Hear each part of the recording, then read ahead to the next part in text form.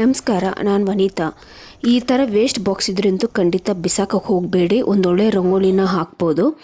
ನೀವು ಕುಕ್ಕರಲ್ಲಿ ಏನಾದರೂ ಇಟ್ಟಿದ್ದೀವಂತಂದರೆ ಅದು ಸೈಡಲ್ಲಿ ಲೀಕ್ ಆಗ್ತಾಯಿದೆ, ನೀರೆಲ್ಲ ಹೊರಗಡೆ ಬರ್ತಾಯಿದೆ ಅಂತೆ ರಾತ್ರಿ ನೀವು ನೆನೆಸಿರೋದು ಮರ್ತೋಗಿದೆ ಅಂತಂದರೆ ಈ ರೀತಿ ಒಂದು ಪ್ಲೇಟ್ಗೆ ಬೆಲ್ಟನ್ನು ಹಾಕಿ ಅದಕ್ಕೆ ಫ್ರಿಜ್ ನೀರನ್ನು ಹಾಕ್ಕೊಬೇಕು. ಫುಲ್ಲು ಕೋಲ್ಡಾಗಿರಬೇಕು ಅಂಥ ನೀರನ್ನು ಹಾಕಿ ಒಂದು ಸ್ವಲ್ಪ ಹೊತ್ತು ಒಂದು 5-10 ನಿಮಿಷ ನೆನೆಸೋಕ್ಕೆ ಬಿಡಬೇಕು.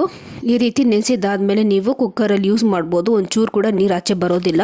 ನಾವು ಮಕ್ಕಳಿಗೆ ಅಥವಾ ನಮಗೆ ದೊಡ್ಡವ್ರಿಗೆ ಅಂತ ಸ್ಲಿಪ್ಪರ್ ತರ್ತೀವಿ. ಈ ರೀತಿ ವರ್ಕ್ ಇರೋವಂಥದ್ದು ಅಥವಾ ಗ್ರ್ಯಾಂಡಾಗಿರೋವಂಥ slipper, party wear, function wear ಅಂತ ತರ್ತೀವಲ್ಲ, ಅದು ಚಪ್ಪಲಿ ಸ್ಟ್ಯಾಂಡಲ್ಲಿ ಇಟ್ಬಿಟ್ಟಿರ್ತೀವಿ. ಅದು ಧೂಳು ಕುತ್ಕೊಂಡು ಅದು ಕೆಳಗಡೆ ಬಿದ್ದು ಸ್ಟೋನ್ಸ್ ಎಲ್ಲ ಹೋಗುತ್ತೆ. ಆ ರೀತಿ ಆಗಬಾರ್ದಂದೆ ಈ ರೀತಿ ವೇಸ್ಟ್ ಸಾಕ್ಸ್ ಇರುತ್ತಲ್ಲ, ಮನೆಯಲ್ಲಿ ಯೂಸ್ ಮಾಡದೇ ಇರೋ ಸಾಕ್ಸು, ಎಲಾಸ್ಟಿಕ್ ಹೋಗಿರೋವಂಥ ಸಾಕ್ಸು ಅಥವಾ ಅರ್ಧೋಗಿರೋವಂಥ ಸಾಕ್ಸು, ಈ ರೀತಿ ಇದನ್ನು ಒಳಗಡೆ ಹಾಕಿ ನೀಟಾಗಿ ಈ ಥರ ಮಾಡ್ಕೊಬೇಕಾಗತ್ತೆ. ಈ ರೀತಿ ಮಾಡಿ ಇಡೋದ್ರಿಂದ ಧೂಳಾಗಲಿ ಅಥವಾ ಕೆಳಗಡೆ ಬಿದ್ದು ಸ್ಟೋನ್ಸ್ ಆಗಲಿ ಎಲ್ಲಿ ಒಂಚೂರು ಕೂಡ ಡ್ಯಾಮೇಜ್ ಆಗೋದಿಲ್ಲ. ನೀಟಾಗಿ ಒಂದು ಕಡೆ ಸೈಡಾಗಿ ಇಟ್ಬಿಟ್ರೆ ನೀಟಾಗಿರುತ್ತೆ. ಹೀಗೆ ಈ ರೀತಿ ನೀವು 2 ಸ್ಲಿಪ್ಪರ್ನ ಒಳಗಡೆ ಸೇರಿಸಿಟ್ಟಾದ್ಮೇಲೆ ಕೊನೆಯಲ್ಲಿ ಗಂಟು ಕೂಡ ಹಾಕೊಬೋದು, ಇಲ್ಲ ಒಂದು ರಬ್ಬರ್ ಬ್ಯಾಂಡ್ ಹಾಕಿ ನೀಟಾಗಿ ಎತ್ತಿಡ್ಬೋದು. ನಿಮ್ಮ ಸ್ಲಿಪ್ಪರ್ ಸೇಫಾಗಿರುತ್ತೆ.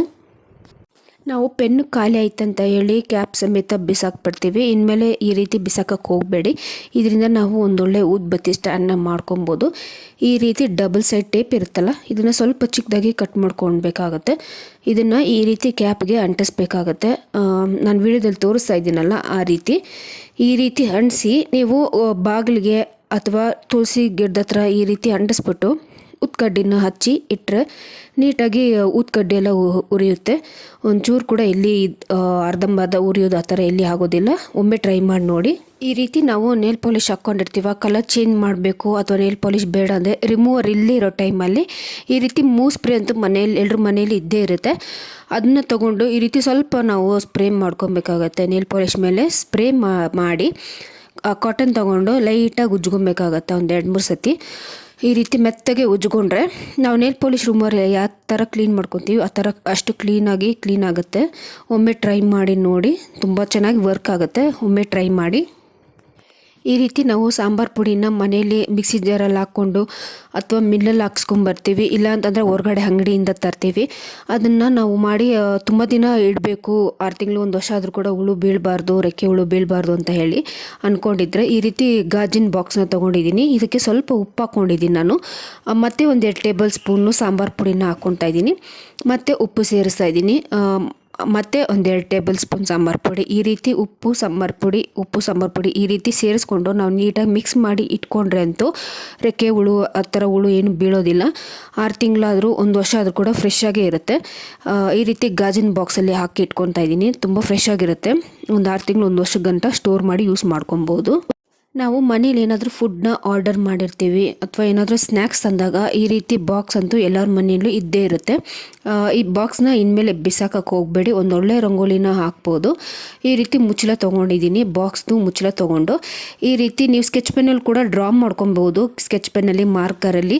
ಬಟ್ ಅದಕ್ಕಿಂತ ಚೆನ್ನಾಗಿ ಬರುತ್ತೆ ಐಲೈನರಲ್ಲಿ. ನಾನು ಸ್ಕೆಚ್ ಪೆನ್ನಲ್ಲಿ ಒಂದು ಸತಿ ಮಾಡಿ ನೋಡಿದ್ದೆ, ಬಟ್ ಅದು ಪ್ಲಾಸ್ಟಿಕ್ ಆಗೋದ್ರಿಂದ ಅದನ್ನು ನೀಟಾಗಿ ಡ್ರಾ ಮಾಡೋಕ್ಕಾಗೋದಿಲ್ಲ.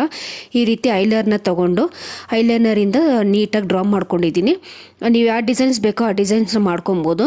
ಹಾಗೆ ಈ ರೀತಿ ಡ್ರಾ ಮಾಡಿದ ನಂತರ ನಾನು ಕ್ಯಾಂಡಲ್ನ ಇಟ್ಕೊಂಡು ದಪ್ಪ ಸೂಜಿ ತೊಗೊಂಡಿದ್ದೀನಿ. ಈ ರೀತಿ ಸೂಜಿ ತೊಗೊಂಡು ಬಿಸಿ ಮಾಡ್ತಾ ನಾವು ಯಾವ ಥರ ಡಿಸೈನ್ಸ್ನ ಡ್ರಾ ಮಾಡಿದ್ದೀವಿ ಅದ್ರ ಪ್ರಕಾರನೇ ನಾವು ಹೋಲ್ಸ್ ಮಾಡ್ಕೊತಾ ಹೋಗಬೇಕು.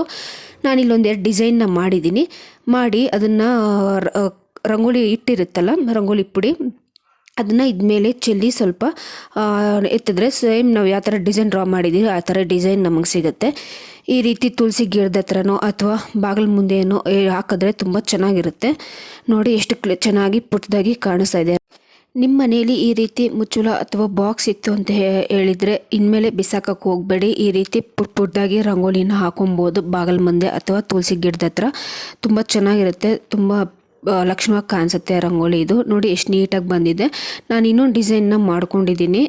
ಈ ಡಿಸೈನ್ನು ಈ ರೀತಿ ರಂಗೋಲಿ ಪುಡಿ ಹಾಕಿ ತೋರಿಸ್ತಾ ಇದ್ದೀನಿ ನಿಮಗೆ. ನಿಮ್ಗೆ ಇನ್ನೂ ಚೆನ್ನಾಗಿರೋ ಡಿಸೈನ್ ಬರುತ್ತೆ ಅಂತ ಅಂದರೆ ನೀವು ಅದೇ ಥರ ಡಿಸೈನ್ನ ಮಾಡ್ಕೊಬೋದು. ತುಂಬ ಚೆನ್ನಾಗಿರುತ್ತೆ. ನಾನಿಲ್ಲಿ ಒಂದು 3 ಡಿಸೈನ್ ಮಾಡಿ ನಿಮಗೆ ತೋರಿಸ್ತಾ ಇದ್ದೀನಿ. ನೀವು ಬಾಕ್ಸ್ ಇತ್ತು ಅಂತ ಹೇಳಿ ಅಂದರೆ ಬಾಕ್ಸ್ ಕೂಡ ನೀವು ಬಿಸಾಕಕ್ಕೆ ಹೋಗಬೇಡಿ. ಅದರಿಂದನೂ ತುಂಬ ಚೆನ್ನಾಗಿ ರಂಗೋಲಿನ ಮಾಡ್ಬೋದು. ಈ ರೀತಿ ನಾನು 3 ಡಿಸೈನ್ನ ಮಾಡಿ ನಿಮಗೆ ತೋರಿಸ್ತಾ ಇದ್ದೀನಿ. 3 ಕ್ಯಾಪಲ್ಲಿ 3 ಡಿಸೈನ್ನ ಮಾಡ್ತಾ ಇದ್ದೀನಿ. ನೋಡ್ತಾ ಇರ್ಬೋದು ನೀವು ವಿಡಿಯೋದಲ್ಲಿ ಎಷ್ಟು ಚೆನ್ನಾಗಿ ಕಾಣಿಸ್ತಾ ಇದೆಯಾ ರಂಗೋಲಿ ಅಂತ ಹೇಳಿ. ಈ ರೀತಿ ಕ್ಯಾಪಲ್ಲಿ ನಾವು ಡಿಸೈನ್ ಮಾಡ್ಕೊಬೋದು. ಹಾಗೆ ಈ ರೀತಿ ಬಾಕ್ಸ್ ಬಂದಿರುತ್ತಲ್ಲ, ಇದನ್ನು ಸಹ ಬಿಸಾಕೋಕೆ ಹೋಗಬೇಡಿ. ಇದರಿಂದನೂ ನೀವು ಯಾವ ಥರ ಡಿಸೈನ್ ಬೇಕೋ ಆ ಥರ ಮಾಡಿಕೊಂಡು ರಂಗೋಲಿನ ಹಾಕೊಬೋದು. ಈ ವಿಡಿಯೋ ನಿಮ್ಗೆ ಇಷ್ಟ ಆಗಿದ್ದರೆ ಫ್ಯಾಮಿಲಿ ಮತ್ತು ಫ್ರೆಂಡ್ಸ್ಗೆ ಶೇರ್ ಮಾಡಿ, ಹಾಗೆ ಲೈಕ್ ಮಾಡಿ, ನನ್ನ ಚಾನಲ್ ಕೂಡ ಸಬ್ಸ್ಕ್ರೈಬ್ ಮಾಡ್ಕೊಳ್ಳಿ. ಇನ್ನಷ್ಟು ವಿಡಿಯೋದಲ್ಲಿ ಮತ್ತೆ ಸಿಗ್ತೀನಿ.